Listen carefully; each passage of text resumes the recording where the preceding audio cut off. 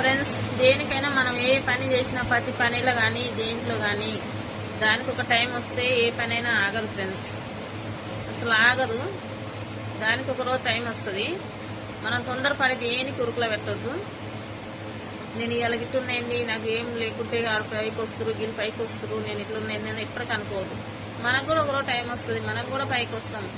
ఈరోజు పైకి వచ్చిన వాడు కింద పడవచ్చు, కింద పడ్డవాడు పైకి రావచ్చు. దేనికైనా టైం వస్తుంది ఒకరోజు. ఎవరేమనుకుంటారని ఎప్పటికీ భయపడదు ఫ్రెండ్స్. ఎవరు అనుకుంటే అనుకోని, ఎవరు అనుకున్న దానికన్నా అస్సలు పట్టించుకోవద్దు.